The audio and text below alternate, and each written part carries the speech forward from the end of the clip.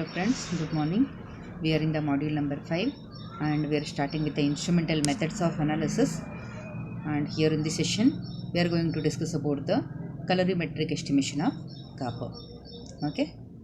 So under instrumental methods of analysis, we have completed the potentiometric estimation and conductometric estimation. Okay. So let us start with the colorimetric estimation of copper. Okay, as the name says, colorimetric. This colorimetry is applicable for colored solutions. This experiment is applicable for colored solutions. If at all they are light in color, suitable reagents will be added to make a colored solution. Okay, and here we are measuring the amount of light absorbed by the colored solutions. We are measuring the amount of light absorbed by the colored solution. Okay, and here from that we can find out the amount of the substance present in the given solution. Okay, so let us start with what is this colorimetry. Okay, colorimetry is a chemical analysis through measurements of absorption of light radiation in the visible region of the spectrum, that is from 380 to 780 nanometers, with respect to the known concentration of the substance is known as colorimetry.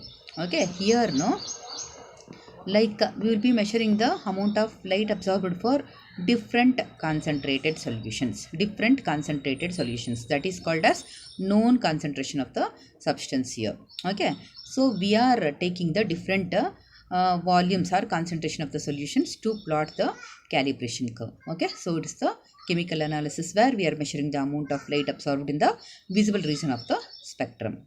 Fine.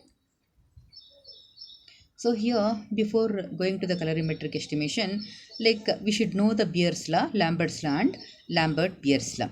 Okay. So here, what is this? You can imagine the light passing through a plain glass, colored glass and a thick glass. If we pass the light through a plain glass, almost of the light will be emitted out. Okay. The intensity of the transmitted light will be almost same. Okay. When we pass the light through the same light through the colored glass, what will happen? The intensity of the transmitted light will be decreasing. Okay, even in the case of the thick glass, if we take, when we pass the beam of light, what will happen? The intensity of the transmitted light will be decreased. Why is it happening? Because of the color there in between. Concentration we call it in chemistry. Okay, the color present is absorbing some amount of light. So whatever the light we are passing, completely it's not coming out. Even in the case of a thick glass, when we pass the light which is coming out, that is called as a intensity of the transmitted light will be decreased. Okay, so remember for Beer's law, the colored glass, and for Lambert's law, you remember as thick glass. Okay, so what does this law says? Beer's law says the intensity of the transmitted light decreases as the concentration of the absorbing substance increases. So when we pass the light through the darker glass, the amount of the transmitted light coming out is very less, right? And coming to the Lambert's law, the intensity of the transmitted light decreases as the thickness of the absorbing medium increases. Okay, when we pass the light through the thick glass, okay, the amount of the intensity of the transmitted light will be once again decreased. Okay, combine these two and say that is a Beer-Lambert's law. Okay, which says that the intensity of the transmitted light decreases as the concentration and thickness of the absorbing medium increases. Okay, which is expressed as A proportional to epsilon Ct, where epsilon is the molar extension coefficient which is constant for the given medium at given wavelength, and C is the concentration and T is the path length, that is the thickness of the medium. Here we say we measure the OD in a OD by using the cuvettes. Okay, here we measure the path length as the thickness of the glass tube we use. Okay, so A proportional to the epsilon Ct. If we keep the path length as constant, then absorbance is directly proportional to the concentration. Okay, darker is the medium, more is the amount of the light absorbed. Darker is the medium, or darker is the glass, or darker is the solution, more is the amount of the light absorbed. Fine.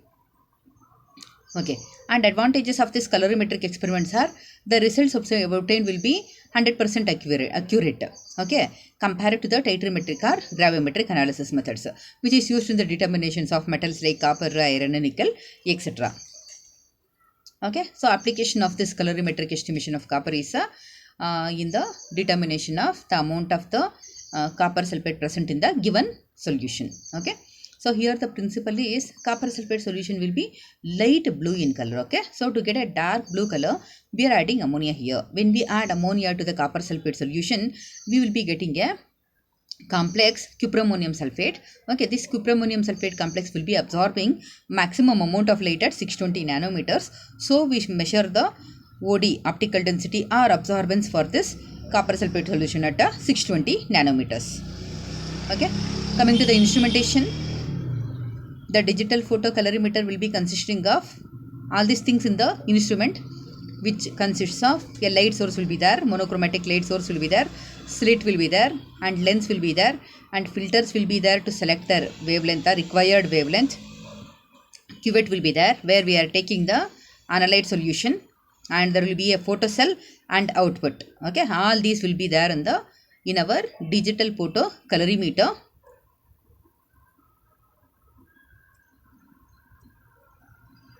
Okay, and coming to the experimental procedure, how to do this experiment.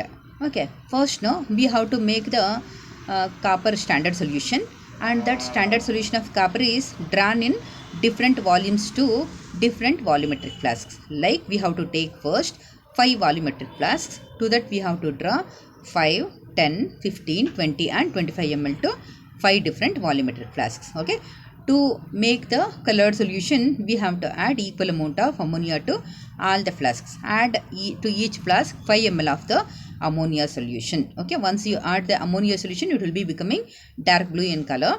Okay, and here we are adding equal amount of ammonia to all the flasks. That is due to the, because of the coloring impurities present in the ammonia. Okay, there will be some variation in the absorption of light. Okay, so what are we doing? We are adding equal amount of ammonia to nullify the error.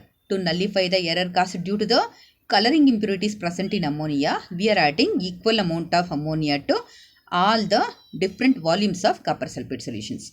Copper sulfate solutions taken is different, 5, 10, 15, 20 and 25 in 5 different volumetric flasks. To all the flasks, we are adding each 5 ml. Equal amount of ammonia we are adding to nullify the error caused due to the coloring impurities present in ammonia. And then we should make up the solution accurately up to the mark, mix it well and keep. Okay, and then 2 more flasks will be there here. One is blank, where we should not take the copper sulfate. Remaining is same. You should take 5 ml of ammonia and remaining distilled water. And one more flask will be there, that is test or unknown copper sulfate solution. That is the test solution. The test solution of the copper sulfate will be given to you. That volume we won't be knowing. Okay, you don't know the volume of the solution, so it's called as unknown. Okay, unknown solution or test solution it's called as. To the test solution also add 5 ml of ammonia and make up to the mark, mix it well and keep all the solutions ready. Once all the solutions are set ready, we should do some small adjustments. What is that? Take a blank solution first, keep it in the knob provided, okay, and set the OD for 0. Set the optical density for 0 for blank solution. Okay, and then measure the absorbance for all the other solutions at 620 nanometers, and at last for test solutions also measure the absorbance. Okay, after measuring is over, we have to plot a graph. Plot a graph of what? Absorbance against volume of copper sulfate taken. Absorbance in our y-axis and volume of the copper sulfate in x-axis. Okay, so we are drawing a calibration curve which is a plot of absorbance against volume of the copper sulfate taken, and we will be getting a straight line passing through the origin. Okay, like this we will be getting a graph. Fine. And then for test solution, you have to, you know the absorbance, you don't know the volume. Okay, so we have to find out the volume first. So mark the absorbance for test solution in the x-axis. Okay, draw one line to the line passing through the origin. Wherever these two lines meet, extend that line to your x-axis. Wherever it meets, this is the volume of the test solution given. Okay, from the volume of the test solution given, we can calculate the amount of the copper sulfate present in the given solution. Fine. So this is about the colorimetry. Okay, here you should remember the theory. Okay, this is applicable for colored solutions. If not colored, we will be adding suitable reagents to make it colored. Okay, and then here you should write Lambert's law and Beer's law and Beer-Lambert's law. Okay, and then you should write the applications. Applications is determination of amount of the copper present in the given copper sulfate solution. Okay, for that you have to write the experimental procedure. Okay, and from the graph you can calculate the amount of the copper present in the given solution. Fine. So we will be meeting with the next session with the new topic. Until then, thank you.